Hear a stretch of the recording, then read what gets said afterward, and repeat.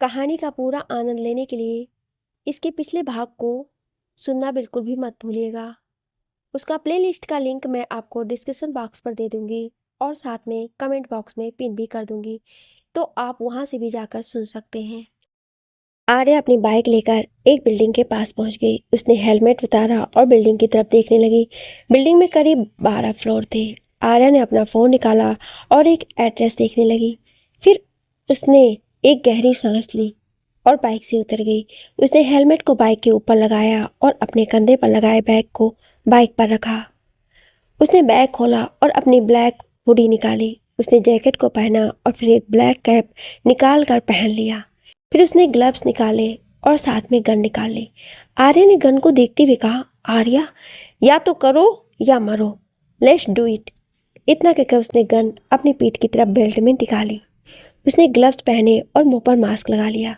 फिर उसने एक चश्मा निकाला और उसे पहन लिया। चश्मा नाइट विजन था। आर्या सब साफ साफ देख रही थी। उसने हुडी की कैप भी सिर पर पहन ली। उसने अपना बैग कंधे के साथ लगाया और छिपते छिपाते बिल्डिंग की तरफ बढ़ने लगी। गेट पर 2 लोग पहरा दे रहे थे। आर्या उन दोनों के छिप कर देखने लगी। उसने अपने चश्मे को पकड़ा और लेंस को फोकस किया। उसे एक रेड लाइट नजर आई। आर्या ने खुद से कहा, सिर्फ एक कैमरा जो गेट पर फोकस है? Okay, I can do it. जब मैं ऐसा सिक्योरिटी से बच सकती हूँ तो ये चीज़ क्या है? इतना कहकर आर्या गेट की दूसरी तरफ बढ़ी। वहाँ करीब 6 फुट की दीवार थी। आर्या भागते हुए आई और उसने एकदम से जंप करके दीवार को पकड़ लिया। उसने खुद को ऊपर खींचा और दीवार पर झुककर बैठ गई। उस तरफ घना अंधेरा था, फिर भी आर्या सब कुछ देख पा रही थी। आर्या ने अंदर की तरफ छलांग लगा ली।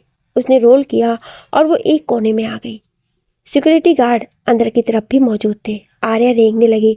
वो एक पिलर के पास पहुंच गई। उसने अपने बैग से एक इंजेक्शन निकाला। इस वक्त आर्या का दिल जोरों से धड़क रहा था। उसकी सांसें तेज थीं।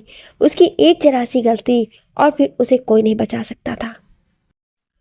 आर्या ने दूसरे गार्ड का जाने का इंतजार किया। जैसे ही वो अंदर की तरफ गया, आर्या एकदम से बाहर निकली और उसने गार्ड का मुंह बंद करके उसकी गर्दन पर इंजेक्शन लगा दिया। वो बेहोश होकर गिर गया। आर्या ने उसे खींचकर पिलर के पीछे कर दिया। आर्या छुपते हुए अंदर पहुंच गई। अंदर हॉल में लाइट्स थी। उसने चश्मे को नॉर्मल मोड पर डाल दिया। आर्या इधर उधर देख रही थी। हॉल में इस वक्त बस एक ही गार्ड था। वो गार्ड रिसेप्शन पर कुछ फाइल देख रहा था। अचानक से उसके पीछे आर्या निकली और उसने उस गार्ड के सिर पर गन से जोरदार वार किया। वो वहीं पर गिर गया। आर्या ने स्टेयर्स वाला दरवाजा खोला और अंदर चली गई। अधिराज पुरानी बिल्डिंग के पास पहुंच गया। वहां पर उसका आदमी उसका इंतजार कर रहा था। अधिराज ने कार्यक्रम का दरवाजा खोला और वो आदमी अधिराज की तरफ बढ़ गया। उस आदमी ने अधिराज को देखकर सिर झुका लिया। अधिराज ने कहा, तुमने फोन पर कहा कि तुम्हें कोई सॉलिड इंफॉर्मेशन मिली, क्या पता चला? उस आदमी ने अपने बैग से एक लैपटॉप निकाला। उसने अपना पेन ड्राइव उसमें लगाया और एक तस्वीर सामने आ गई। अधिराज चौंक उठा। उसने कहा, ये तो राणा साहब की फैमिली फोटो है। उस आदमी ने कहा, जी सर, और ये देखिए, इसमें वजीर भी है। अधिराज ने कहा, वजीर राणा साहब के साथ काम करता था? उस आदमी ने कहा, जी, वजीर, मलिक और नायक तीनों राणा साहब के साथ ही काम करते थे। अधिराज ने कहा, फिर वजीर ने काम छोड़ दिया था क्या? उस आदमी ने कहा, नहीं सर, वजीर ने काम नहीं छोड़ा, पर वो 22 साल पहले गायब हो गया था। अधिराज ने उस आदमी की तरफ देखा तो उस आदमी ने कहा, वजीर उस वक्त राणा फैमिली के साथ ही था जिस वक्त राणा फैमिली का एक्सीडेंट हुआ था, जिसमें आर्या की माँ सुनंदा राणा की मौत हुई थी। गाड़ी वही चला रहा था। अधिराज ने कहा, इसका मतलब वो वही ड्राइवर है जिस पर पुलिस ने सारा इल्जाम डाला था, उस एक्सीडेंट का? आदमी ने कहा, जी सर, वह एक्सीडेंट वजीर ने जानबूझकर किया था। बस आर्या उस एक्सीडेंट में बच गई थी, बाकी सब मारे गए थे। उसके बाद वजीर गायब हो गया था। अधिराज सोच में डूब गया। उस आदमी ने कहा, सर, मुझे एक और बात कहनी थी। अधिराज ने उसकी तरफ देखा तो उस आदमी ने कहा, सुनंदा राणा के एक्सीडेंट से ठीक पहले बहुत तेज बहस हुई थी कमिश्नर राठौड़ के साथ और उन्होंने कमिश्नर राठौड़ के सारे राज खोल देने की धमकी दी थी कमिश्नर को। अधिराज ने सोचती हुई कहा, और उसके ठीक एक दिन बाद सुनंदा राणा मारी गई। अजीब इत्तेफाक है ना? अधिराज ने एक गहरी सांस ली, कहा, ठीक है, तुम और ज़्यादा पता करते रहो। ये वजीर इतने साल कहाँ रहा, उसने क्या किया अपनी ज़िंदगी में, सब मुझे हर एक डिटेल चाहिए। उस आदमी ने सिर झुका लिया और अपना लैपटॉप लेकर चला गया। अधिराज कार में बैठ गया। अधिराज ने खुद से कहा, कमिश्नर ऐसा भी क्या राज है तुम्हारा? इतना कहकर उसने गाड़ी स्टार्ट की और वहां से चला गया। आर्या 5th फ्लोर पर पहुंच गई। ये वही फ्लोर था जिसकी फुटेज अधिराज ने दिखाई थी। आर्या ने दरवाजे को खोलना चाहा पर वो लॉक था। आर्या ने डोर लॉक की तरफ देखा तो वो पासवर्ड से खुलने वाला डोर था। आर्या ने चिढ़कर कहा, सिट, और उसने दरवाजे को किक मार दी। अचानक से आवाज आई, कौन है वहां? आर्या ने हैरानी से उस तरफ देखा। गुस्से में आकर आर्या भूल गई थी वो कहाँ पर है। उसने दूसरी तरफ जाना चाहा पर उसे उस तरफ भी एक टार्च की रोशनी नजर आई। दोनों तरफ से गार्ड आ रहे थे। आर्या इधर उधर देखने लगी, तभी अचानक से एक हाथ आया और उसने आर्या का मुंह दबोच लिया। आर्या की आंखें बड़ी हो गईं। इससे पहले कि वो कुछ करती, उस इंसान ने आर्या को दरवाजे के अंदर खींच लिया। वो दोनों दरवाजे के अंदर हो गए। गार्ड वहां पहुंच गए। उन्होंने लाइट ऑन कर दी। वो ढूंढने लगे। एक गार्ड ने दरवाजे की तरफ देखा, फिर कहा, ये तो बंद है। फिर आवाज कहाँ से आई? आर्या ने अपने सामने खड़े इंसान की ओर देखा तो वो चौंक उठी। सामने अभय सिम्हा खड़ा था। वो दरवाजे के बिल्कुल पीछे खड़े। अभय सिम्हा का एक हाथ उसके मुंह पर था और दूसरे हाथ से उसने आर्या को कमर से पकड़ रखा था। आर्या की आंखें बड़ी हो गई। उसने कुछ कहना चाहा पर अभय सिम्हा ने उसका मुंह और कस दिया और उसने अपनी उंगली अपने होठों पर रखकर उसे चुप रहने का इशारा किया। गार्ड इधर उधर ढूंढ रहे थे। जब उन्हें कुछ नहीं मिला तो उन्होंने लाइट्स ऑफ की और बाहर चले गए। अभय सिम्हा ने बाहर की तरफ देखा और फिर एक गहरी सांस ली। उसने अपना सिर आर्या के सिर के ऊपर टिका दिया। आर्या दीवार के साथ पूरी तरह से लग गई।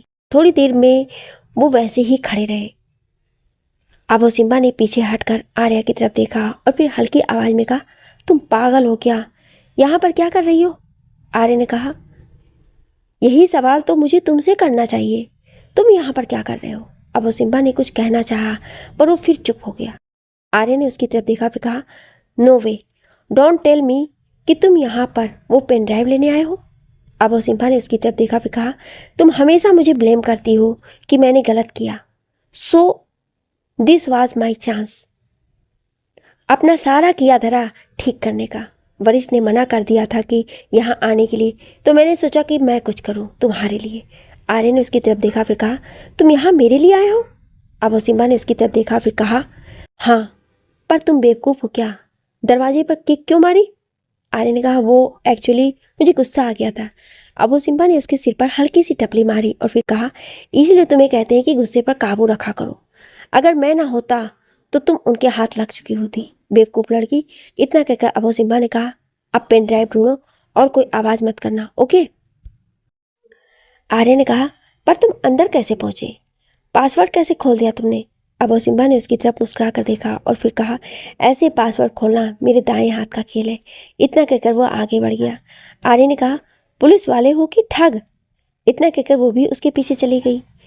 उन दोनों को वो लॉकर दिखा, पुराने जमाने का लॉकर जिस पर एक अजीब सा ताला लगा था। अभय सिम्हा ने कहा, ऐसे लॉकर कौन रखता है आजकल? आर्या ने कहा, ये सबसे सेफ माने जाते थे। इन्हें खोलना हर किसी के बस की बात नहीं होती है। अभय सिम्हा ने कहा, तो इसे उठाना पड़ेगा क्या? आर्या ने अपना बैग खोला भी कहा, जब तुम एक पुलिस वाले होकर ताला तोड़ सकते हो तो मैं तो फिर भी एक गैंगस्टर की बेटी हूँ। इतना कहकर उसने बैग से एक स्टेथोस्कोप निकाला और बैग अभय सिम्हा को दे दिया। अभय सिम्हा ने आर्या के हाथ में स्टेथोस्कोप को देखा, फिर कहा, तुम क्या करने वाली हो? आर्या ने कहा, बस देखते जाओ। इतना कहकर उसने स्टेथोस्कोप पहन लिया और दूसरा एंड लॉकर के ऊपर रख दिया। उसने लॉकर का लॉक पकड़ लिया। उसने कुछ सुनते लॉक को घुमाना शुरू किया। अभय सिम्हा कुछ कहता है इससे पहले कि क्लिक की आवाज आई और लॉक खुल गया। आर्या ने अभय सिम्हा की तरफ देखा। अभय सिम्हा ने नकली मुस्कुराहट दी। जैसे ही उन्होंने दरवाजा खोला वो हैरान रह गए। अंदर फाइलों का भंडार था। आर्या ने कहा, अब ये क्या है? अभय सिम्हा भी बैठ गया और उसने कहा, हमें कैसे भी करके वो पेन ड्राइव ढूंढना होगा। We don't have much time. Arya ने सिर हिला दिया। अभय सिम्हा फाइलों को निकालने लगा। आर्या दूसरी केबिन में देखने लगी। अचानक से अभय सिम्हा के हाथों से फाइल छूटने लगी कि आर्या ने एकदम से पकड़ ली। आर्या ने कहा, क्या कर रहे हो? अभय सिम्हा ने कहा, सॉरी। आर्या ने कहा, ध्यान से करो। अभय सिम्हा ने सिर हिलाया। उसने जैसे ही अंदर की तरफ देखा वो चौंक उठा। उसने वो फाइल उठाई और ध्यान से देखने लगा। उधर आर्या को पेन ड्राइव मिल गया। उसने एकदम से अभय सिम्हा के कंधे पर हाथ रखा और कहा, आई फाउंड इट। इतना कहकर उसने अबो सिम्बा की तरफ देखा तो अबो सिम्बा फाइल को देख रहा था। आर्य ने कहा अबो सिम्बा। अबो सिम्बा ने आर्य की तरफ देखा, फिर कहा हाँ। आर्य ने पेन ड्राइव दिखाते हुए कहा मिल गया मुझे। अबो सिम्बा ने कहा हाँ ओके लेट्स गो देन। इतना कहकर उसने फाइलें उठानी शुरू कर दी। आर्य ने उसे हैरानी से देखा, फिर वो उठ खड़ी हुई। अबो सिम्बा ने वो फाइल आर्य के बैग में डाल दी और बैग को पहन लिया। उन्होंने लॉकर का दरवाज़ा उन लोगों ने बंद कर दिया। अबो सिम्बा और आर्या चौकन्ने होकर बाहर निकल गए। जैसे ही वो गैलरी में पहुंचे अचानक से लाइट्स ऑन हो गई। उन दोनों ने एक दूसरे की तरफ हैरानी से देखा। उन दोनों के सामने करीब 12-13 लोग खड़े थे। जो सबसे आगे खड़ा था वो उन लोगों को घूर रहा था। उस आदमी ने कहा अगर हमें पिलर के पीछे वो आदमी बेहोश नहीं मिलता तो हमें पता ही नहीं चलता कि हमारे यहाँ गेस्ट आए हैं। अबो सिम्बा ने आर्या की तरफ देखा, फिर कहा ये तुम्हारी हरकत है। आर्य का सॉरी, पर मैं अपनी कलाई को ज़्यादा खतरे में नहीं डाल सकती थी, इसलिए उसे ज़्यादा दूर तक नहीं खींच पाई। अबो सिम्बा ने उन लोगों की तरफ देखा, फिर कहा तुम लड़ना जानती हो ना। आर्य ने कहा मजाक कर रहे हो। अबो सिम्बा ने कलाई का ख्याल रखना। इतना कहकर अबो सिम्बा ने उन सब की तरफ देखा, फिर कहा ज़्यादा टाइम नहीं है, एक एक करके मत आना। उस आदमी ने उन दोनों को घूरा और उसने अपने आदमी को इशारा किया। एक आदमी ने अबो सिम्बा को पंच मारना चाहा, पर वो झुककर आगे चला गया और उसने दूसरे आते आदमी को एक जोरदार किक मार दी। वो आदमी पीछे आते 2 आदमियों समेत पीछे गिर गया। पंच मारने वाला आदमी आर्य के पास पहुंच गया। आर्य ने दीवार पर 2 कदम चढ़े और उसने आदमी को एक जोरदार किक उसकी गर्दन पे मार दी। वो आदमी गिर गया। अबो सिम्बा आगे बढ़ा और उसने एक आदमी का हाथ पकड़कर उसे दीवार पर दे मारा। वो आदमी झुक गया और अबो सिम्बा भी। आर्य ने एक पैर अबो सिम्बा की पीठ पर रखा और दूसरी तरफ कूदकर एक आदमी को पेट में किक मार दी। अबो सिम्बा ने उस आदमी का सिर दीवार पर दे मारा। आर्य ने एक आदमी को पेट में पंच मारा और उसे अबो सिम्बा की तरफ धकेल दिया। अबो सिम्बा ने उसे पकड़ा और एक मिरर में दे मारा। अबो सिम्बा आगे बढ़ा और उसने एक आदमी को नीचे बैठकर टांग में किक मारी। वो आदमी नीचे गिर गया। अबो सिम्बा ने अपना घुटना उसके सिर में दे मारा। वो भी निपट गया। आर्य ने एक आदमी को अपनी ओर आते देखा। उसने आर्य को पंच मारना चाहा। आर्य नीचे झुक गई और वो अपने पैर घुमाकर दूसरी तरफ आ गई। उसने उस आदमी के घुटने के पीछे जोर से किक मारी। वो आदमी घुटनों के बल गिर पड़ा। अबो सिम्बा ने उसके मुंह पर किक मार दी। वो भी गिर गया। अबो सिम्बा आर्य के आगे आ गया। 3 आदमी उनके आगे आ रहे थे। अबो सिम्बा आर्य की तरफ पलटा और उसने आर्य को इशारा किया। उसने आर्य के हाथ को पकड़ा और उसे अपनी टांगों के बीच से निकाल दिया। आर्य के पैरों की जोरदार किक उन लोगों को लगी और वो नीचे गिर पड़े। आर्य एकदम से उठी। उस मेन आदमी ने आर्य को पीछे से पकड़ लिया। आर्य ने उसे उसके सिर से पकड़ा और एक हाथ से उसके पेट पकड़कर उसे धोबी पछाड़ दे दी। अबो सिम्बा ने इधर उधर देखा, फिर कहा आर्य रन। आर्य ने अपनी कलाई की तरफ देखा। उसकी कलाई दर्द कर रही थी। उसने अपनी कलाई को पकड़ लिया और वो भागने लगी। अबो सिम्बा भी उसके पीछे हो लिया। हॉल में आर्य पर हमला किया, पर आर्य झुक गई और पीछे से आ रहे अबो सिम्बा ने जंप करके उस आदमी को एक जोरदार पंच मार दिया। वो आदमी गिर गया। आर्य और अबो सिम्बा बाहर की तरफ भाग गए। वो लोग दीवार की तरफ पहुंच गए। आर्य ने अपनी कलाई की तरफ देखा। उसकी कलाई का दर्द असहनीय था। अबो सिम्बा ने उसकी तरफ देखा। वो समझ गया। वो अचानक से दीवार के साथ लग गया और झुककर खड़ा हो गया। आर्य ने एकदम से कहा क्या कर रहे हो तुम। अबो सिम्बा ने कहा जस्ट क्लाइंब। आर्य ने गहरी सांस ली। वो भाग कर आई और उसने अबो सिम्बा की पीठ पर चढ़कर एक जंप किया। आर्य ने दीवार को पकड़ लिया। वो नीचे देखने लगी। अबो सिम्बा काफ़ी लंबा था। उसने एकदम से दीवार को पकड़ लिया। वो दोनों नीचे कूद गए। आर्य ने दूसरी तरफ देखा जिस तरफ उसकी बाइक खड़ी थी, पर उसने अबो सिम्बा का हाथ पकड़ लिया और उल्टी तरफ इशारा करते कहने लगी इस तरफ। वो दोनों उस तरफ भागने लगे। अचानक से सामने गाड़ी की फ्लैश लाइट उनकी आंखों में पड़ी। वो दोनों रुक गए। अबो सिम्बा ने आर्या को अपने पीछे कर लिया। कार का दरवाजा खुला और वो दोनों चौंक उठे। आर्य ने कहा वशिष्ठ। सामने वशिष्ठ खड़ा था। उसने कहा कम फास्ट। आर्य आगे बढ़ते हुए कहने लगी तू यहाँ पर क्या कर। उसके कहते कहते ही एक जोरदार धमाका हुआ। आर्या चौंक उठी। अबो सिम्बा भी चौंक गया। उन दोनों ने सामने देखा। वशिष्ठ ने उन दोनों की तरफ देखा और फिर अपने सीने की तरफ देखा। उसके सीने में एक छेद हो गया था। उसमें से खून तेजी से बहने लगा। वशिष्ठ गिरने ही वाला था कि अबो सिम्बा ने भाग कर पकड़ लिया। आर्या भी वहां पहुंच गई। आर्या ने लगभग चीखते हुए कहा वशिष्ठ वशिष्ठ। वशिष्ठ ने आर्या की तरफ देखा, फिर मुस्कुराकर आंखें बंद कर ली। आर्या सुन्न हो गई। हॉस्पिटल के इंटेंसिव केयर यूनिट के बाहर अबू सिम्बा और आर्या बैठे हुए थे। उन दोनों के कपड़े, गर्दन और हाथ खून से सने पड़े थे और उन पर खून पूरी तरह से जम चुका था। आर्या की आंखें लाल थी। उसे याद आ रहा था जब वशिष्ठ को उसके सामने गोली लगी थी। अचानक से अबू सिम्बा ने मलिक, वरिष्ठ और अदिति को उस ओर आते देखा। अबू सिम्बा ने कहा, आर्या। आर्या ने उसकी तरफ देखा तो उसने गैलरी की तरफ इशारा कर दिया। आर्या उन लोगों को देखकर खड़ी हो गई। उसने कहा, वरिष्ठ। वरिष्ठ उसके पास आया और उसने एक जोरदार तमाचा आर्या के मुंह पर दे मारा। सब बुरी तरह से चौंक उठे। वरिष्ठ ने आर्या को एक जोरदार तमाचा मार दिया। सब चौंक उठे। अबू सिम्बा एक कदम आगे बढ़ गया पर आर्या ने उसे रोक दिया। वरिष्ठ ने आर्या की तरफ देखा, फिर कहा, मैंने कहा था ना, मत जाओ वहां पर, मत करो उस अधिराज पर भरोसा। पर तुम फिर भी वहां पर गई और देखो तुम्हारी वजह से क्या हुआ। देखो क्या कर दिया तुमने।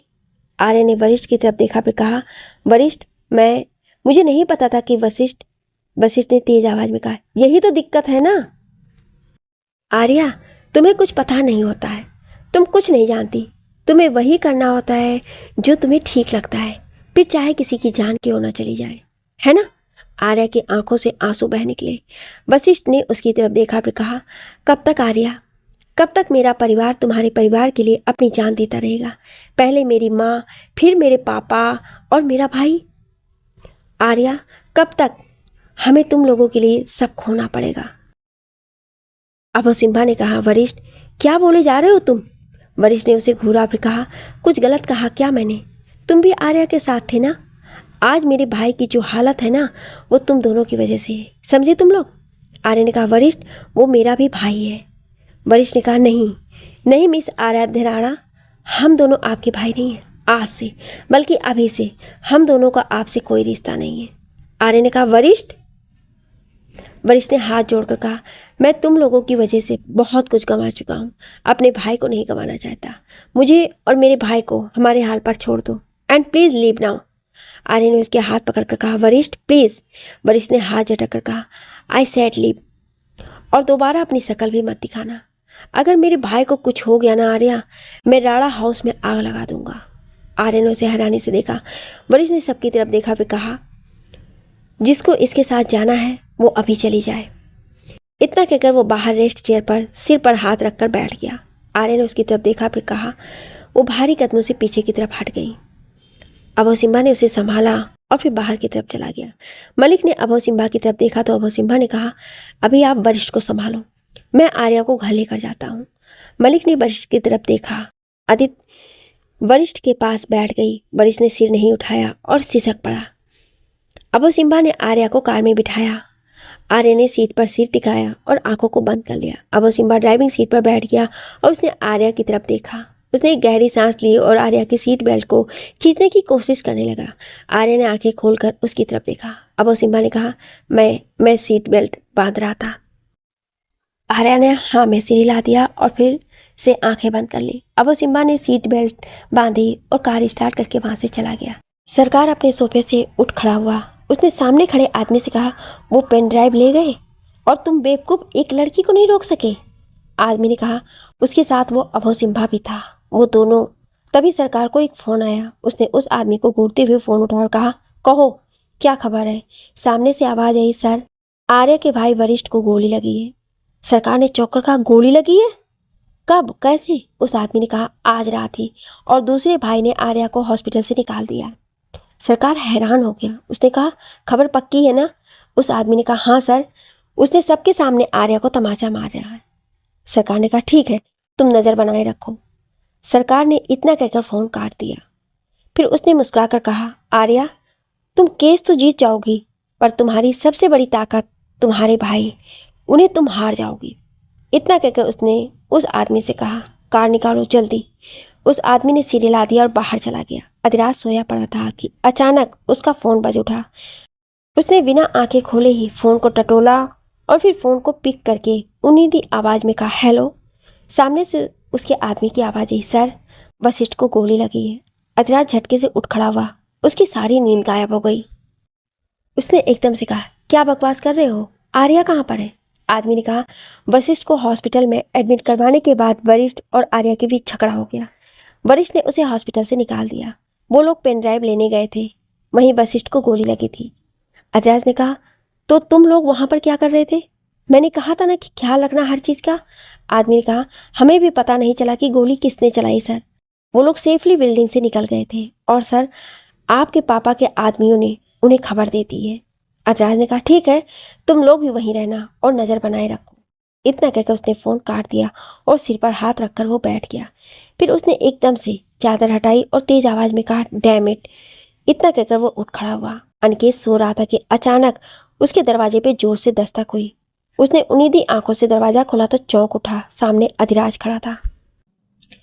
अनिकेत ने कहा, तुम यहाँ इतनी रात को क्या कर रहे हो? अधिराज ने कहा, लगता है कि आपको कुछ पता नहीं चला अभी तक, इसलिए आप इतनी गहरी नींद में सो रहे थे। अनिकेत ने कहा, क्या पता नहीं चला? अधिराज ने कहा, आपको हॉस्पिटल चलना पड़ेगा मेरे साथ अभी। अनिकेत ने उसे हैरानी से देखा तो अधिराज ने एक गहरी सांस ली। सरकार हॉस्पिटल पहुंच गया। मलिक ने उसकी तरफ हैरानी से देखा और कहा, आप यहाँ पर क्या कर रहे हैं? सरकार ने कहा, क्या कर रहा हूँ मतलब? अरे बच्चे को गोली लगी है और मैं वरिष्ठ से मिलने आया हूँ। इतना कहकर उसने मलिक को हटाया और वरिष्ठ के पास चला गया। वरिष्ठ ने सिर उठाकर उसकी तरफ देखा, फिर एक गहरी सांस लेकर फिर अपने सिर को झुका लिया। सरकार ने कहा, आई गो, क्या हालत हो गई है एक ही दिन में। वरिष्ठ ने बिना उसकी तरफ देखे कहा, क्या चाहिए तुम्हें सरकार? सरकार उसके पास बैठ गया। उसने कहा, मैंने तुमसे पहले ही कहा था, अगर तुमने राणा फैमिली का साथ देना जारी रखा तो यही होगा। फिर भी तुमने मेरी बात नहीं सुनी और देखो क्या हो गया तुम्हारे भाई के साथ। वरिष्ठ ने कुछ नहीं कहा। सरकार उसके नज़दीक आकर कहने लगा, वैसे मैं एक बात बताऊं? वरिष्ठ ने उसकी तरफ देखा तो सरकार ने कहा, किसी को भी नहीं पता कि गोली किसने चलाई। हमें भी नहीं पता कि गोली चलाने वाला कौन था। वरिष्ठ ने हैरानी से सरकार की तरफ देखा। सरकार ने कहा, इस परिवार का साथ देने का यही अंजाम है। कब कौन दुश्मन बन जाए और कहाँ हमला कर दे कुछ नहीं कह सकते। वरिष्ठ उसे देखता रहा। तभी अदिति ने कहा, अनिकेत सर। सबने सामने की तरफ देखा तो अधिराज और अनिकेत सामने से आ रहे थे।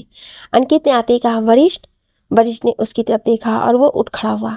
अनिकेत ने सरकार की तरफ देखा, फिर कहा, तुम यहाँ क्या कर रहे हो? सरकार ने कहा, यही सवाल तो मुझे तुमसे करना चाहिए। अनिकेत ने कहा, तुमने मुझे इन्फॉर्म क्यों नहीं किया इस सब के बारे में? इतना कहकर उसने वरिष्ठ की तरफ देखा, फिर कहा, और तूने भी मुझे कुछ बताना जरूरी नहीं समझा? वरिष्ठ ने कहा, दादा मैं वशिष्ठ के लिए बहुत परेशान हूँ। मैं इस वक्त किसी और चीज़ के बारे में नहीं सोच सकता। अनिकेत ने कहा, हमें बात करनी चाहिए है ना? वरिष्ठ ने कहा, दादा मुझे किसी भी चीज़ के बारे में बात नहीं करनी है। अनिकेत ने कहा, पर मुझे करनी है, चल मेरे साथ। इतना कहकर अनिकेत उसे अपने साथ ले गया। सरकार ने उन लोगों के जाते ही अधिराज की तरफ देखा, फिर कहा, तुम इसे यहाँ लेकर आए? अधिराज ने कहा, हाँ, वैसे आपको उन्हें खुद लेकर आना चाहिए था। सरकार ने कुछ नहीं कहा और वो दूसरी तरफ देखने लगा। अधिराज ने सरकार की तरफ देखा, फिर कहा, इस सब में आपका हाथ तो नहीं है ना? आप जानते हैं ना, अगर वशिष्ठ को कुछ भी हुआ ना तो आप जानते हैं ना, आर्या सब जलाकर राख कर देगी। सरकार ने गहरी सांस ली, फिर कहा, हमें से किसी ने ये नहीं किया। हमें खुद नहीं पता कि गोली किसने चलाई है। मुझे तो ये तक नहीं पता कि आर्या उस बिल्डिंग में पहुंची कैसे। अधिराज ने कहा, आप सच कह रहे हैं ना? सरकार ने कहा, तुझसे कुछ छुपा कर क्या मिलेगा मुझे? अधिराज ने कहा, मैं आर्या के पास जा रहा हूँ। सरकार ने उसकी तरफ देखा, फिर कहा, क्यों? अधिराज ने गहरी सांस ली, फिर कहा, समझने की कोशिश करिए। इस वक्त आर्या का गुस्सा सातवें आसमान पर होगा। हमें पता करना होगा कि वो क्या करने वाली है। अगर उसका दिमाग घूमा ना तो वो सरेआम सबको गोली मार देगी। आप फिलहाल यहीं रहो और यहाँ सब संभालो। इतना कहकर अधिराज चला गया। सरकार ने अनिकेत और वरिष्ठ की तरफ देखा जो कुछ दूरी पर बात कर रहे थे। सरकार उन दोनों को देखकर मुस्कुरा दिया। अब वो सिम्हा और आर्या घर पहुंच गए। आर्या ने अभी भी सिर सीट पर टिकाया हुआ था और उसकी आंखें बंद थी। अब वो सिम्हा ने उसके सिर पर हाथ रखा और फिर धीरे से कहा, आर्या। आर्या ने आंखें खोलकर उसकी तरफ देखा तो अब वो सिम्हा ने कहा, हम घर आ गए हैं। आर्या ने घर की तरफ देखा, फिर एक गहरी सांस ली। उसने सीट बेल्ट निकाली और धीरे से कार का दरवाजा खोलकर वो बाहर निकल गई। अब वो सिम्हा भी बाहर आ गया। बाहर गार्ड पूरी मुस्तैदी से खड़े थे। आर्या सिर झुकाकर धीरे धीरे अंदर चली गई। अब वो सिम्हा ने एक गहरी सांस ली, फिर कहा, मैं पहली बार आर्या को टूटा हुआ महसूस कर रहा हूँ। इतना कहकर वो भी अंदर चला गया। आर्या तस्वीर के आगे खड़ी थी। अब वो सिम्हा वहां गया तो उसमें 5 बच्चे थे। नायक और उसके साथ एक औरत खड़ी थी। एक कुर्सी पर राणा साहब बैठे थे और उनके साथ आई साहब थी। पीछे मलिक खड़ा था। एक आदमी और एक औरत भी एक कोने में खड़ी थी। अबू सिम्बा ने कहा, तुम्हारा परिवार? आर्या ने हल्के से कहा, अब बस मैं और बाबा बचे हैं, बाकी सब चले गए। इतना कहकर वो तस्वीर पर हाथ फिराने लगी। आर्य ने कहा, बाबा और आई साहब और ये जो नायक के साथ खड़ी है ना, ये छोटी माँ है, वरिष्ठ और वशिष्ठ की माँ। और ये आदमी और औरत, ये बुआ और फूफा जी हैं, अनिकेत दादा के माँ बाबा। और ये मैं, वरिष्ठ और वशिष्ठ, ये अनिकेत दादा, और ये मेरा अपना भाई आर्यद। अबू सिम्बा चुपचाप सुनता रहा। आर्या ने कहा, आई साहब पहुंच सकती हम सबको लेकर। आर्य दादा अनिकेत दादा की उम्र के थे। मैं 2 साल की थी और वो 5 साल की। उस वक्त बाबा पहली बार पार्टी ज्वाइन करने के बारे में सोच रहे थे। आई साहब हमारी कुल देवी के मंदिर मन्नत मांगने गई थी। वरिष्ठ को बुखार था तो छोटी माँ उसे लेकर नहीं गई। अनिकेत दादा और वशिष्ठ भी नहीं गए। बाबा और नायक भी घर पर रहे।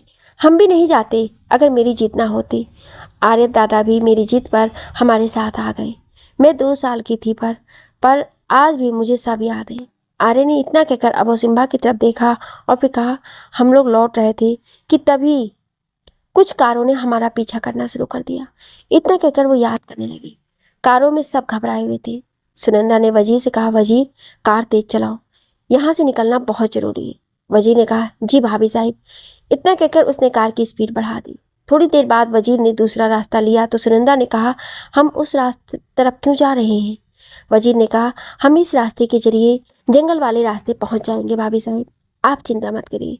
सुनंदा ने पीछे की तरफ देखा। थोड़ी देर बाद उन सबको महसूस हुआ कि कारें उनके पीछे नहीं थी। सबने राहत की सांस ली। अचानक से छोटी माँ चिल्ला दी, वजीर संभाल कर। सबने सामने की तरफ देखा तो एक ट्रक ने सामने वाले मोड़ से आकर एक जोर की टक्कर मार दी। कार पलट गई। ट्रक वापस लौटा और उसने एक और टक्कर मार दी। कार खाई के ऊपर जाकर लटक गई। आर्या बाहर की तरफ लटक गई, पर आई साहब ने आधी बेहोशी में उसे पकड़ा हुआ था। उन्होंने सामने देखा तो वजीर ड्राइविंग सीट से गायब था।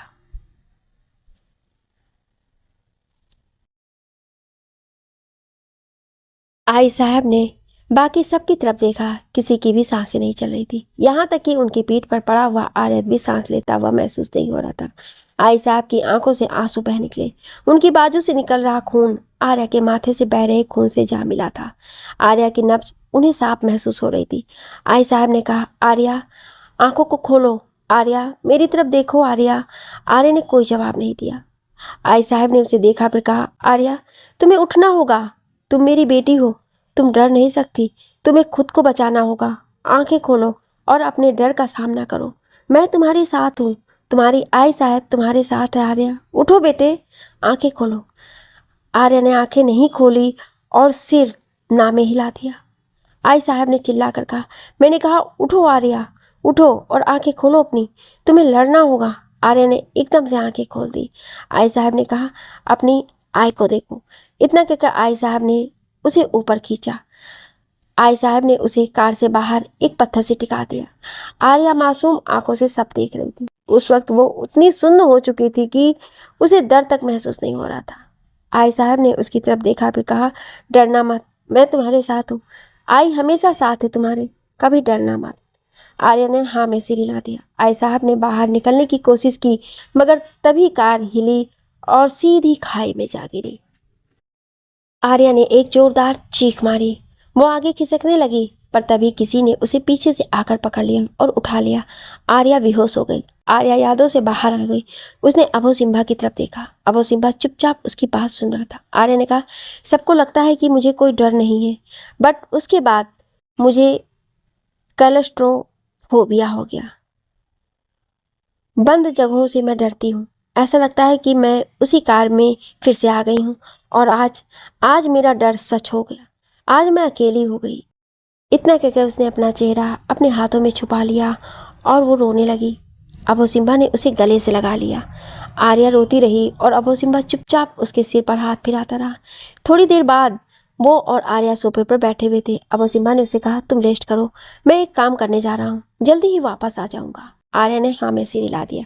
अब वो सिम्बा उठा और उसके पास आकर वो पैरों के बल बैठ गया। उसने आर्या का हाथ पकड़ा और उसे कहा, मैंने जो भी पास्ट में किया मुझे नहीं पता था कि मैं उसे कवर अप कैसे करूँगा, but I promise I will never leave you, I will stay by your side forever. Arya ने उसकी तरफ देखा। अब सिम्बा ने उसका हाथ सहलाया और आगे बढ़कर उसका माथा चूम लिया। आर्य ने उसकी तरफ देखा तो अब सिम्बा ने कहा, I will be back soon, rest करो तुम तब तक। इतना कहकर अबू सिम्बा उठा और वो बाहर की तरफ निकल गया। आर्या उसे जाती हुई देखती रही। जैसे ही अबू सिम्बा बाहर निकला उसे अधिराज मिला। अबू सिम्बा ने कहा, तुम यहाँ पर क्या कर रहे हो? अधिराज ने कहा, मुझे वशिष्ठ के बारे में पता चला और जो वरिष्ठ ने किया उसके बारे में भी पता चला। मुझसे रहा नहीं गया, इसीलिए मिलने चला आया। अबू सिम्बा ने अंदर की तरफ देखा और फिर अधिराज की तरफ देखकर कहा, गुड, तुम यहाँ पर हो तो मुझे आर्या की फिक्र नहीं रहेगी। अधिराज ने हैरानी से उसकी तरफ देखा और फिर कहा, तुम कब से मुझ पर भरोसा करने लगे? अबू सिम्बा ने कहा, बाकी चीज़ों का नहीं पता, बट आर्या को लेकर मैं तुम पर भरोसा कर सकता हूँ। इतना तो जानता ही हूँ मैं तुम्हें। अधिराज ने कहा, तो तुम उसे छोड़कर क्यों जा रहे हो? अबू सिम्बा ने कहा, एक काम है जो मुझे अभी निपटाना है, मैं जल्दी आ जाऊँगा। इतना कहकर वो आगे की तरफ बढ़ गया। अधिराज ने उसकी तरफ देखा और फिर वो अंदर की तरफ चला गया। अबू सिम्बा कार में बैठा, उसने बैग की तरफ देखा। उसने बैग से फाइल निकाली और फाइल को देखने लगा। ये वही फाइल थी जो वो सरकार की सेफ से निकाल लाया था। उसने एक गहरी सांस ली और फिर अपने फ़ोन से एक फ़ोन किया। थोड़ी देर बाद फ़ोन पिक हुआ। अबू सिम्बा ने कहा, हेलो जी, मुझे आपसे मिलना है। हाँ अभी, ज़रूरी है, आप मेरे एड्रेस पर आ जाइए, बहुत ज़रूरी है। इतना कहकर उसने फ़ोन काट दिया। फिर उसने कुछ सोचा और कार आगे बढ़ा दी। अधिराज अंदर पहुंच गया। आर्य ने उसकी तरफ देखा, फिर हैरानी से कहा, तुम यहाँ पर इस वक्त? अधिराज ने कहा, वरिष्ठ के पास काफ़ी सारे लोग हैं तो मुझे लगा कि मुझे तुम्हारे साथ होना चाहिए। इतना कहकर वो सोफे पर बैठ गया। अधिराज ने एक गहरी सांस ली और फिर कहा, मुझे तुम्हें कुछ बताना है। आर्य ने उसकी तरफ गौर से देखा। अधिराज ने कहा, मैं तुम पर नज़र रखवा रहा था जब से तुमने सब कुछ संभालना शुरू किया है, तभी से। आर्य ने चौंक कर उसकी तरफ देखा। आर्या ने अधिराज की तरफ देखा। अधिराज ने कहा, सच पूछो तो मुझे तुम पर कुछ यकीन नहीं था। मैं हर काम अपने तरीके से करना चाहता था। मुझे अपने पापा का कोई नुकसान नहीं चाहिए था, इसीलिए मैंने सब पर नज़र रखवाई, तुम पर, वरिष्ठ, वशिष्ठ पर, अबू सिम्बा पर, हर किसी पर। और तब मुझे पता चला कि मेरे पापा को कोई नहीं बचा सकता। वो जो कर रहे हैं और कर चुके हैं उसका कोई पश्चाताप नहीं है। पहले मैं उन्हें बचाना चाहता था, उन्हें रोक कर, बट उन्हें रोकने का कोई फायदा नहीं है। आर्या चुपचाप सुनती रही। अधिराज ने आगे कहा, अनिकेत दादा के बारे में भी मैं जानता हूँ कि वो पापा के साथ होकर भी तुम्हारे साथ हैं। मैंने तुम्हें पेन ड्राइव के बारे में बताया क्योंकि मैं अब दिल से चाहता हूँ कि ये कहानी जल्द से जल्द ख़त्म हो। जो गुनाह मेरे पापा कर रहे हैं सो आज से नहीं बल्कि पिछले 25 साल से कर रहे हैं। अबू सिम्बा के पापा के बारे में तो तुम जानती ही हो, एसपी विपुल। आर्य ने चौंक कर अधिराज की तरफ देखा। अधिराज ने कहा, हाँ मैं भी जानता हूँ। मैंने कहा ना, मैंने चुपचाप हर किसी पर नज़र रखी हुई थी। एसपी विपुल के बारे में भी मुझे पता चला। उनकी मौत के इल्ज़ाम में तुम्हारे बाबा जेल गए थे, पर तुम्हारी आई साहब ने उन्हें बाहर निकाल लिया और इसी बीच तुम्हारी आई कुछ ऐसा जान गई जिस वजह से उन्हें अपनी जान गंवानी पड़ी। आर्य ने एक गहरी सांस ली, फिर कहा, या अधिराज, तुम तो बहुत छुपे रुस्तम निकले, मुझे पता भी नहीं लगा और तुम सब जान गए। अधिराज ने मुस्कुराकर कहा, आर्या, मैं इस सब में कभी पढ़ना नहीं चाहता था। तुम्हें याद होगा, तुम्हारे बाबा के अटैक से पहले मैंने कभी किसी बात की परवाह नहीं की, पर जब तुम्हारे बाबा पर अटैक हुआ और मैंने कुछ जाना तो मुझसे रहा नहीं गया। मैं गलत नहीं सह सकता, भले ही मैं उस इंसान का बेटा हूँ जिसने अपनी ज़िंदगी में सिर्फ गलत काम किए हैं, फिर भी बड़ों की गलती हम बच्चे भी दोहराएं, ये ज़रूरी तो नहीं। आर्य ने कहा, वाह, you have been all grown up. Adhiraj हंस पड़ा। फिर उसने आर्या का हाथ पकड़कर कहा, आर्या, मैं जानता हूँ कि ऐसी बहुत सी बातें हैं जो तुम्हें और सिर्फ तुम्हें पता है। मैं चाहता भी नहीं कि तुम सब मुझसे शेयर करो, but you have to help me, और मैं तुम्हारी मदद करूँगा। इस कहानी को ख़त्म करने का वक्त आ गया है। हमें हर उस राज से पर्दा उठाना है जो हमारे परिवारों ने हमसे छुपाया है। अधराज के हाथ पर आर्या ने अपना हाथ रखा और कहा, अधराज डॉन परी, जिस तरह तुमने मुझ पर नज़र रखवाई थी उसी तरह मेरी नज़र भी सब पर है। मैं जानती हूँ कि आई को ऐसा क्या पता चला था जिसकी वजह से उनकी जान गई, और ये भी जानती हूँ कि एसपी विपुल उनकी जान क्यों गई। बस मैं ये जान चाहती हूँ कि अभय सिम्हा को पता ना चले कुछ, क्योंकि अगर उसे पता चल गया तो, अधराज ने कहा, वो सब कुछ जलाकर राख कर देगा। आर्य ने कहा, इसीलिए अब बस मैं और तुम हैं जो बहुत कुछ जानते हैं। वरिष्ठ जो करना चाहता है वो कर रहा है, मैं उसे नहीं रोकूंगी, पर हमें भी जल्द ही कुछ करना होगा, इससे पहले कि चीज़ें हाथ से निकले। अधराज ने सिर हिला दिया। अब वो सिम्हा अपने घर पहुंच गया। उसकी आंखें लाल थीं। उसने अपनी सीट बेल्ट निकाली और फाइल लेकर कार से बाहर निकल गया। अंदर कमिश्नर के साथ मित्तल और पूजा बैठे हुए थे। अद्विक और प्रथम एक साइड खड़े थे। अद्विक ने प्रथम के कान में कहा, ऐसी भी क्या बात है कि अब वो सुबह तक का भी वेट नहीं कर सका और उसने मित्तल को भी बुला लिया। प्रथम ने कहा, मुझे वशिष्ठ की गोली लगने की बात पता चली तो मैं हॉस्पिटल जा रहा था, पर अभो का मैसेज आया था कि वो घर आ रहा है, इसलिए मैं नहीं गया। पर उसने मित्तल को क्यों बुलाया है? पूजा बड़े गौर से घर को देख रही थी। तभी दरवाज़ा खुला और उसने उस तरफ देखा। अभो सिम्हा अंदर आया। अभो सिम्हा की हालत देखकर सब चौंक उठे। उसकी वाइट शर्ट पर खून के धब्बे लगे हुए थे और उसने स्लीव्स को अपनी कोहनियों तक रोल किया हुआ था। उसकी शर्ट का सबसे ऊपर के पहले 2 बटन खुले हुए थे। उसके बाल पूरी तरह से बिखरे हुए थे जो उसके माथे को ढक रहे थे। उसकी आंखें पूरी तरह से लाल थीं। सब उसकी हालत देखकर चौंक उठे। जैसे ही वो पास आया, अद्विक ने उसके पास जाकर कहा, अभो, क्या हालत बना रखी है ये? अद्विक ने उसकी तरफ देखा पर कहा कुछ नहीं। कमिश्नर ने थोड़ी तेज आवाज में कहा, उन जाहिलों के साथ रहकर तुम भी उन्हीं की तरह बन रहे हो क्या? क्या हालत बना कर रखी है और इस वजह क्यों सबको बुलाया है तुमने? ऐसी भी क्या बात हुई है जो तुम सुबह तक का भी इंतजार नहीं कर पाए और ऐसी हालत में चले आए? अबू सिम्हा ने एक नकली मुस्कुराहट दी और फिर कहा, आपको किस बात की ज़्यादा फिक्र है? इससे बात की कि मैंने आपको इस वक्त बुलाया है, या इस बात की कि कहीं मेरी हालत आपके परिवार का नाम ना खराब कर दे? कमिश्नर राठौर। सबने चौंक कर अभय सिम्हा की तरफ देखा। ये पहली बार था जब अभय सिम्हा ने कमिश्नर राठौर को ऐसा जवाब दिया था। प्रथम ने एकदम से कहा, ऐसे कैसे बात कर रहा है पापा से? पी रखी है क्या तूने? पूजा एकदम से खड़ी हुई और उसने कहा, तुम्हें लगता है आर्या राणा का असर हो गया है जो अपने पापा से इस तरह से बात कर रहे हो तुम? अभय सिम्हा ने उसकी तरफ देखा फिर कहा, मैंने तुम्हें तो नहीं बुलाया था, फिर तुम यहाँ पर क्या कर रही हो? हर जगह जबरदस्ती घुसने की आदत है क्या तुम्हें? पूजा को इस जवाब की उम्मीद नहीं थी। वह हैरानी से अभय सिम्हा की तरफ देखने लगी। अद्विक ने सबकी तरफ देखा, फिर उसने अभय सिम्हा को पकड़ते हुए कहा, इस वक्त तो होश में नहीं लग रहा है, कल जब शांत हो जाएगा तब बात करना। अभय सिम्हा ने खुद को छुड़ाते हुए कहा, होश में तो मैं अब आया हूँ, पहले तो किसी बात का होश ही नहीं था मुझे। कमिश्नर ने गुस्से में आकर कहा, कहना क्या चाहते हो, साफ साफ कहो। अबू सिम्हा ने उसकी तरफ देखा, फिर एक फाइल टेबल पर फेंक दी। उस फाइल को देखकर कमिश्नर और मित्तल के होश उड़ गए। कमिश्नर ने अटकते हुए कहा, ये फाइल फाइल कहाँ मिली तुम्हें? अबू सिम्हा ने कहा, तो आप इस फाइल को बहुत अच्छी तरह जानते हैं, है ना? मुझे बताने की जरूरत नहीं है कि ये फाइल में है क्या। प्रथम ने चिढ़कर कहा, ऐसी भी क्या है इस फाइल में? इतना कहकर उसने फाइल उठा ली और पढ़ने लगा। पढ़कर उसने हैरानी से अबू सिम्हा की तरफ देखा। अद्विक ने फाइल ले ली और वो भी पढ़ने लगा। पढ़कर उसने कमिश्नर की तरफ देखा, फिर कहा, पापा, ये सच है क्या? कमिश्नर कुछ कहता इससे पहले ही अबू सिम्हा ने कहा, बिल्कुल बिल्कुल सच है, वो सच जो आज तक हम सबसे छुपाया गया।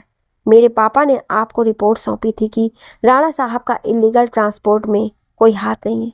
उन्होंने आपको सारे सबूत लाकर दिए थे और आपने क्या किया? आपने मित्तल और सरकार को बचाने के लिए सारे सबूत बेच दिए। इतना कहकर उसने फाइल ली और कमिश्नर को दिखाते हुए कहा, इसमें आपके और आपके बॉस की हर डील का कच्चा चिट्ठा है जो आपने मेरे पापा और माँ को मरवाने के लिए की थी। मेरी माँ सदमे से नहीं मरी थी, पर उस पॉइजन से मरी थी जो आपने उन्हें दिया था। इस फाइल में उनकी असली पोस्टमार्टम रिपोर्ट है और आपके साइन है उस पर। इस बारे में क्या कहना है आपको? प्रथम ने कमिश्नर की तरफ देखा, फिर कहा, पापा, अब वो कुछ पूछ रहा है। कमिश्नर ने एक गहरी सांस ली, फिर कहा, तो अब क्या करोगे तुम? ये फाइल ले जाकर सबको दिखाओगे कि क्या हुआ था और क्या नहीं? हमने क्या किया था और क्या नहीं, और तुम्हें क्या लगता है सब इतनी आसानी से तुम लोगों की बात मान जाएंगे? अद्विक ने हैरानी से कमिश्नर की तरफ देखा, फिर कहा, पापा। कमिश्नर ने कहा, हमने उस वक्त जो भी किया वो इसलिए किया ताकि तुम लोग सेफ रह सको। अगर उस वक्त हम ये सब नहीं करते तो आज आज तुम यहाँ खड़े होकर मुझसे सवाल नहीं कर सकते थे। अबो सिम्बा हंस पड़ा। वो जोर जोर से हंसने लगा। सब उसे हैरानी से देखने लगे। अबो सिम्बा चुप हो गया और फिर उसने कमिश्नर की तरफ देखकर उससे कहा, आप फिक्र मत करिए, ये फाइल यहाँ से बाहर नहीं जाएगी, क्योंकि मैं जानता हूँ कि अगर ये फाइल बाहर भी गई तो आपका कुछ नहीं बिगड़ेगा, ना ही आपके इन लोगों का। खैर, मैं यहाँ से जा रहा हूँ और आज से आपके साथ मेरा कोई लेना देना नहीं है। आपकी सज़ा आपको कोई और देगा। इतना कहकर अबो सिम्बा ने मित्तल की तरफ देखा और फिर कहा, आपको यहाँ इसलिए बुलाया था कि आप अपनी बेटी को ये न्यूज़ दे सकें। पर इतना कहकर उसने पूजा की तरफ देखा, फिर कहा, तुम यहाँ खुद ही आ गई हो तो आज से जो भी हमारी सगाई वगाई का नाटक था वो ख़त्म, पहले पूरी तरह से। इतना कहकर अबो सिम्बा ने कमिश्नर की तरफ देखा। कमिश्नर ने अद्विक और प्रथम की तरफ देखा और फिर कहा, समझाओ इस नालायक को, बिना पूरी बात समझे बेवकूफ़ी के फैसले ले रहा है ये। अद्विक ने अबो सिम्बा की तरफ देखा और फिर कहा, तुम गलत कर रहे हो। अबो सिम्बा ने कुछ कहना चाहा तो अद्विक ने कहा, अपने भाइयों को इस नरक में छोड़कर जाएगा, पागल है क्या? कमिश्नर ने तेज आवाज में कहा, अद्विक। प्रथम ने बिना उसकी तरफ ध्यान दिए कहा, तू जा अब हो, हम तेरा सामान भिजवा देंगे, और हाँ, कल तुझे अपने नए घर का पता भी भेज देंगे। कल से वही घर होगा हमारा। इतना कहकर उसने कमिश्नर की तरफ देखा और कहा, आज पहली बार मैं आपसे ये कह रहा हूँ और मुझे कहते हुए बहुत खुशी है कि मैं अभो के साथ हूँ और हमेशा रहूँगा। अबो सिम्बा ने अपने भाइयों की तरफ एक मुस्कुराहट दी और वहाँ से जाने लगा। कमिश्नर ने आवाज़ लगाई, अबो सिम्बा। अबो सिम्बा नहीं रुका। कमिश्नर ने कहा, अबो सिम्बा, 25 साल पहले तुम्हारे बाप ने भी यही हाल किया था। अबो सिम्बा रुक गया पर पलटा नहीं। कमिश्नर ने कहा, मैंने उसे भी समझाया था पर वो नहीं माना। उसके बाद मैं भी उसे नहीं बचा पाया और तुम भी वही गलती कर रहे हो। अबो सिम्बा ने एक गहरी सांस ली, फिर वो पलट गया। उसने कहा, पापा की मौत हुई क्योंकि उनको बचाने वाला कोई नहीं था, पर मेरे लिए कोई है जो मुझे प्रोटेक्ट कर सकता है। नहीं, प्रोटेक्ट कर सकती है, और आप भी जानते हैं कि मैं किसकी बात कर रहा हूँ। इतना कहकर अबो सिम्बा पलटा और वहाँ से चला गया। पूजा बड़बड़ाने लगी, ये नहीं हो सकता, आर्या दोबारा नहीं जीत सकती। इतना कहकर वो बाहर की तरफ भागी। मित्तल ने उसे आवाज़ दी, पूजा। पूजा नहीं रुकी और बाहर भाग गई। अद्विक और प्रथम ने कमिश्नर की तरफ देखा और वो सिर हिलाते हुए चले गए। कमिश्नर ने मित्तल को कहा, सरकार को फ़ोन करो, एक और पत्थर को रास्ते से हटाने का वक्त आ गया। मित्तल ने उसे चौंक कर देखा पर कहा कुछ नहीं। सरकार अनिकेत और वरिष्ठ की तरफ देख रहा था। अनिकेत बार बार वरिष्ठ को कुछ कहने की कोशिश करता पर वरिष्ठ उसका हाथ झटक देता। सरकार नज़दीक गया तो वरिष्ठ ने कहा, मैंने कहा ना, उस खानदान से मेरा कोई लेना देना नहीं है। मेरे भाई को और मुझे इन सब बातों से दूर रखिए, आप सब। और अगर आपको आर्या की इतनी ही चिंता है तो चले जाइए यहाँ से। मुझे और मेरे भाई को हमारे हाल पर छोड़ दीजिए। सरकार उसकी बात सुनकर मुस्कुरा दिया। उसने एक फ़ोन लगाया। सामने से वजीर की आवाज़ आई, बोलो क्या बात है? सरकार ने कहा, वजीर, जिस हुक्म के इक्के को तुम ढूंढ रहे थे वो मिल गया है, उससे मिलने जाओ। वजीर ने उसकी बात सुनकर फ़ोन काट दिया। उसने कुछ सोचा और फिर अपनी जैकेट उठाकर बाहर की तरफ निकल गया।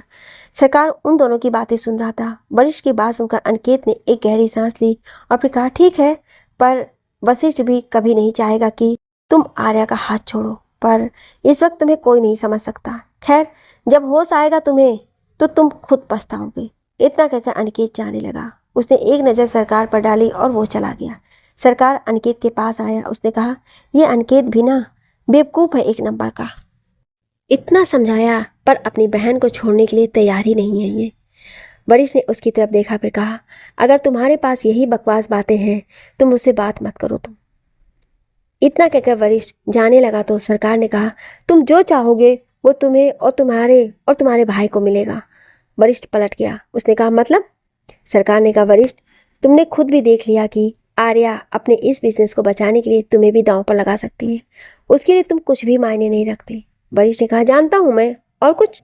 सरकार ने कहा, अगर तुम चाहो तो ये सब तुम्हारा हो सकता है, आखिर इस बिजनेस में तुम्हारी भी तो मेहनत है ना। वरिश भी सोच में डूब गया। सरकार ने कहा, वैसे सोचो, तुम्हारी फैमिली ने ही इस बिजनेस के लिए अपना सब कुछ दिया है, और नाम किसका चलता है? राणा फैमिली का। तुम्हें नहीं लगता कि नाइंसाफी है? वरिश ने उसकी तरफ देखा फिर कहा, क्या करना होगा मुझे? सरकार ने कहा, कुछ खास नहीं, बस हमारा साथ देना होगा, और उसके बाद एसआर तुम्हारा। उसके बाद तीनों भाई मौज करना। अनिकेत भी मान जाएगा, वैसे भी वो सब छोड़ ही चुका है। वरिश ने उसकी तरफ देखा, फिर वो हंस दिया। सरकार ने उसकी तरफ हैरानी से देखा। वरिश ने कहा, तीनों भाई? तुम्हें सच में लगता है कि अनिकेत भानुशाली सब छोड़ चुका है? सरकार ने कहा, क्या मतलब? वरिश ने कहा, मतलब ये कि सरकार, तुम सच में बेवकूफ़ है। तुम्हें सच में लगता है कि अनिकेत दादा तुम्हारे साथ है? सरकार ने चौंक कर उसकी तरफ देखा। वरिश उसकी तरफ देखकर मुस्कुरा दिया। अब वो सिम्बा बाहर आया तो पूजा भी उसके पीछे आ गई। वो उसके सामने आकर खड़ी हो गई। अब वो सिम्बा ने कहा, क्या कर रही हो तुम? पूजा ने कहा, तुम क्या कर रहे हो? तुम ऐसे कैसे मुझे छोड़ सकते हो? तुम मुझे नहीं छोड़ सकते अबो सिम्बा। अबो सिम्बा ने एक गहरी सांस ली, फिर कहा, पूजा, मैं तुम्हें बता दूं कि मुझे तुमसे इंगेजमेंट नहीं करनी थी। मैंने जो भी किया कमिश्नर के कहने पर किया। उसके बाद भी मैंने कोशिश की कि तुम मुझे खुद छोड़कर चली जाओ, पर तुम नहीं गई। इसलिए आज मैं फैसला लेने पर मजबूर हूँ। इतना कहकर अबो सिम्बा जाने लगा तो पूजा ने कहा, अबो सिम्बा, अगर तुमने मुझे छोड़ा तो मैं जान ले लूँगी अपनी। अबो सिम्बा रुक गया। उसने एक गहरी सांस ली और फिर वो पूजा की तरफ पलट गया। उसने अपना हाथ हवा में फैलाते हुए कहा, अगर तुम्हें यही पागलपन करना है तो बेशक करो, मुझे फ़र्क नहीं पड़ता। इतना कहकर वो जाने लगा तो पूजा ने कहा, और अगर आर्या के साथ कुछ हो जाए तब भी नहीं? अबो सिम्बा ने उसकी तरफ हैरानी से देखा तो पूजा ने कहा, तुम्हें क्या लगा कि एलिवेटर की बात और फैक्ट्री में हुए हमले के फ्लॉप होने के बाद वो अटैकर चुप बैठ जाएगा? आज आर्या वैसे भी अकेली है ना। अबो सिम्बा एकदम से उसके पास आया और उसने पूजा के दोनों कंधे पकड़कर कहा, तुम जानती हो कि वो कौन है ना? पूजा ने अपने दोनों कंधे छुड़ाए और फिर कहा, आर्या के साथ जो भी होगा उसके जिम्मेदार तुम होगे। अबो सिम्बा ने उसकी उंगली दिखाते हुए कहा, अगर उसे कोई भी खरोच आई तो मैं तुम सबको जिंदा काट दूंगा। पूजा ने कहा, मैं आर्या को जीतने नहीं दूंगी, इस बार नहीं। क्यों मुझे उससे पीछे रहना पड़ता है? मैं उससे ज़्यादा खूबसूरत हूँ, उससे ज़्यादा डिसेंट हूँ, फिर क्यों क्यों हर बार वो जीतती है? अब वो सिम्बा ने उसे घूरा पर कहा, you are a bloody psycho. और इतना कहकर वो तेज़ी से चला गया। पूजा उसे आवाज़ लगाती रही पर उसने नहीं सुना। अब वो सिम्बा तेज़ी से ड्राइव कर रहा था। उसने कार की ब्लूटूथ से आर्या को फ़ोन लगाया पर आर्या ने नहीं उठाया। अब वो सिम्बा ने स्टीयरिंग पर हाथ मारते हुए कहा, डैम इट। तभी अचानक उसे कुछ याद आया। उसने एक और नंबर मिलाया। फ़ोन पिक होते ही अतराज की आवाज़ आई, तुम मुझे क्यों फ़ोन कर रहे हो? अब वो सिम्बा ने कहा, कहाँ पर हो तुम? अतराज ने कहा, क्यों जानना चाहते हो क्या कि मैं आर्या के साथ अभी भी हूँ या नहीं? अब वो सिम्बा ने तेज आवाज़ में कहा, for God sake just answer me damn it. कहाँ पर हो तुम? अतराज ने कहा, मैं जंगल का रास्ता क्रॉस कर चुका हूँ, हाईवे पर पहुँचने वाला हूँ। अब वो सिम्बा ने कहा, गो बैक। अतराज ने कहा, आर यू मैं? अब वो सिम्बा ने उसे टोकते हुए कहा, वो अटैकर, एलिवेटर अटैकर, वो आर्या पर अटैक करने वाला है। अतराज ने झटके से कार रोकी और फिर कहा, क्या? अब वो सिम्बा ने कहा, गो बैक, मैं भी रास्ते में हूँ, पहुँच जाऊँगा। अतराज ने फ़ोन काटा और फिर कहा, सिट। इतना कहकर उसने कार घुमाई और तुरंत कार को फुल स्पीड में वापस मोड़ कर ले। आर्या अपने घर पर बनी बार के किनारे बैठी हुई थी। उसके सामने कोला पड़ा हुआ था। अचानक से लाइट चली गई, पूरा घर अंधेरे में डूब गया। आर्या मुस्कुरा दी। उसके गार्ड इधर उधर घूमने लगे। आर्या ने वाकी टाकी उठाया और कहा, जो जहाँ पर है वहीं पर रहो, सब अपनी अपनी जगह रुक जाओ। आर्या ने कहा, कोई भी घर के अंदर नहीं जाएगा, और जो बाबा के रूम में है वो अंदर से दरवाज़ा बंद कर लो, बाहर मत आना जब तक मैं ना कहूँ। इतना कहकर उसने वाकी टॉकी बंद कर दिया और अपने ग्लास को घुमाने लगी। फिर उसने कहा, मुझे तुम्हारा ही वेट था। इतना कहकर वो पलट गई। सामने वही इंसान था जिसने एलिवेटर अटैक किया था। उसने अपना मुंह ढका हुआ था और कैप लगाई हुई थी। आर्य ने कहा, वेलकम बैक एकांत मित्तल। एक बार को सामने खड़ा इंसान चौंक उठा। फिर उसने एक गहरी सांस ली और अपना मास्क उतार दिया। फिर उसने अपनी कैप उतारी। वो एकांत ही था। उसने आर्या की तरफ देखा, फिर वो मुस्कुरा दिया। आगे क्या मोड़ लेगी ये कहानी, जानने के लिए सुनिए अगले भाग में। क्या आप अगला भाग सुनना चाहते हैं? तो कमेंट में यस जरूर लिखिएगा। Thank you.